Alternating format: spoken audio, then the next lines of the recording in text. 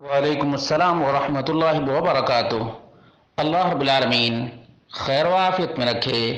سوال ایک بہت ہی معروف اور مشہور ضعیف فضیلت کے بارے میں ہے کہ جو شخص یا جس گھر میں سورۃ الواقعہ کی تلاوت ہوتی ہے اس گھر میں کبھی فاقہ نہیں ہوتا۔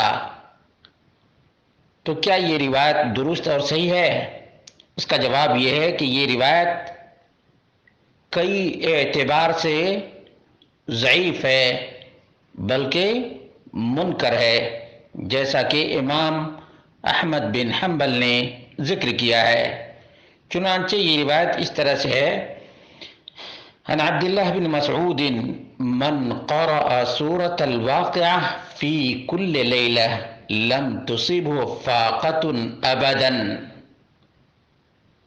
قال وقد أمرت بناتي أن يقرأنها كل ليلة۔ ابن مسعود کی یہ روایت ہے۔ ابن مسعود بیان کرتے ہیں، یہ اللہ کے رسول صلی اللہ علیہ وسلم سے بیان نہیں، کہ جو شخص بھی ہر رات سورۃ الواقعہ پڑھے گا اس کو کبھی بھی فاقہ اور تنگ دستی نہیں ہوگی۔ پھر انہوں نے کہا کہ میں نے اپنی بیٹیوں کو حکم دیا کہ ہر رات سورۃ الواقعہ پڑھا کریں۔ عبید القاسم بن سلام نے فضائل القرآن صفحہ نمبر 257 پر اس کو ذکر کیا ہے۔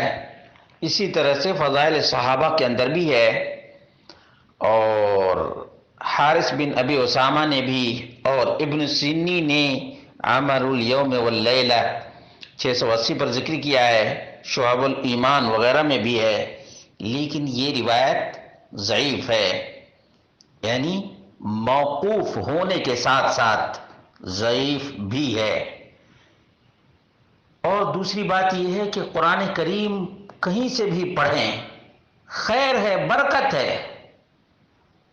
اور اللہ رب العالمین کی جانب سے بہت سے انعامات ہیں۔ کسی صورت کو خاص کر لینا رزق کے لیے یہ زیادتی ہے، ایسا نہیں کرنا چاہیے، بلکہ شیخ بکر ابو زید نے کہا کہ یہ بدعت ہے کہ اپنی طرف سے کوئی کسی صورت کو یا کسی آیت کو کسی خاص چیز کے لیے متعین کر لے۔ تو اس سلسلے میں ابن الجوزی نے امام احمد بن حنبل سے نقل کیا ہے کہ اس کا راوی جو عبداللہ بن مسعود سے نیچے ہے، کہتے ہیں کہ یہ سب مجہول ہیں، مجہول، اور اس کے ضعیف ہونے کا سبب انقطاع ہے۔ جس نے بیان کیا ہے ابن مسعود سے، اس کی ملاقات ہوئی ہی نہیں ہے۔ فإن أبا طيبة الجرجاني لم يدرك ابن مسعود۔ ابو طیبہ الجرجانی عبداللہ بن مسعود سے بیان کرتا ہے جبکہ دونوں کی ملاقات ہوئی ہی نہیں ہے۔ وأقل ما بينهما راویان، اور الجرجانی اور ابن مسعود کے درمیان کم سے کم 2 واسطہ ہے، 2 راوی کا۔ اس اعتبار سے یہ صرف منقطع نہیں بلکہ معضل، لگاتار 2 راوی کا انقطاع ہوتا ہے تو اس کو معضل کہتے ہیں۔ یہ نتائج الافکار جلد نمبر 3 صفحہ نمبر 263 اور 64 پر ہے۔ امام دارقطنی نے بھی ضعیف قرار دیا ہے، کہا ہے کہ ابو طیبہ الجرجانی اسمہ عیسی بن سلیمان یروی عن ابی اسحاق السبیعی وغیرہ، روى عنہ ابن احمد بن ابی طیبہ ولہ حدیث مرسل، اور اس کی جو روایت عبداللہ بن مسعود سے ہے وہ مرسل ہے، یعنی ایک کو ہٹایا آگے جا کر پہنچ گیا۔ یروی ہے سری بن یحییٰ ابو الہیثم عن شجاع عن ابی طیبہ عن عبداللہ بن مسعود المؤتلف والمختلف، جلد نمبر 3 صفحہ نمبر 1475 ہے۔ اور بعض اہل علم نے تو مزید اس میں علل کا اضافہ کیا ہے کہ ومن اہل العلم من اضاف الى سبب ضعفہ، ضعیف تو ہے ہی، نکارت متنہ، اس کے متن میں بھی نکارت ہے، جیسے امام احمد بن حنبل نے کہا جاء فی المنتخب من علل للخلال لابن قدامہ قال احمد هذا حدیث منکر، یہ روایت منکر ہے۔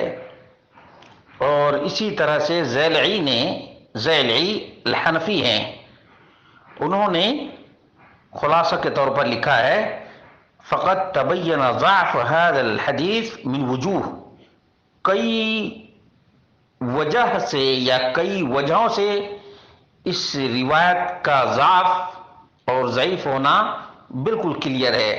نمبر 1 الانقطاع کما ذکر دارقطنی، یہ روایت منقطع ہے، اس وجہ سے یہ ضعیف ہے، علامہ دارقطنی نے جیسا کہ ذکر کیا ہے، اور ابن ابی حاتم نے بھی منقطع قرار دیا ہے۔ نمبر 2 نکارت متنی، اس روایت کا متن بھی منکر ہے، جیسا کہ امام احمد بن حنبل نے کہا۔ نمبر 3 اس کے راوی بھی ضعیف ہیں، جیسا کہ ابن الجوزی نے ذکر کیا ہے۔ نمبر 4 الاضطراب، اس روایت میں اضطراب ہے، فمنہم من یقول ابو طیبہ، کوئی ذکر کرتا ہے ابو طیبہ نے بیان کیا، اور کوئی کہتا ہے کہ ابو فاطمہ، اور کوئی کہتا ہے ابو شجاع، اور کوئی کہتا ہے عن ابی شجاع۔ اس طرح سے کئی علتیں اس روایت میں جمع ہو گئی ہیں، اور وقد اجتمع علی ضعفہ الامام احمد، اس روایت کے ضعیف ہونے میں امام احمد بن حنبل، ابو حاتم اور ابن ابی حاتم، امام دارقطنی، امام بیہقی، ابن الجوزی، تمام نے اس روایت کو ضعیف قرار دیا ہے۔ یہ حنفی زیلعی کا بیان ہے، تخریج احادیث الکشاف جلد نمبر 3 صفحہ نمبر 413۔ معلوم یہ ہوا کہ یہ کہنا کہ اس صورت کے پڑھنے سے رزق میں اضافہ ہوگا یا فاقہ نہیں ہوگا، یہ کہنا غلط ہے۔ قرآن پڑھیں جہاں سے بھی اللہ رب العالمین نے توفیق دی ہے، بلکہ جو فضیلت سورۃ البقرہ اور سورہ آل عمران کی ثابت ہے اس سے فیض یاب ہوں، اپنے گھروں میں پڑھا کریں، سورۃ البقرہ اور سورۃ آل عمران پڑھا کریں۔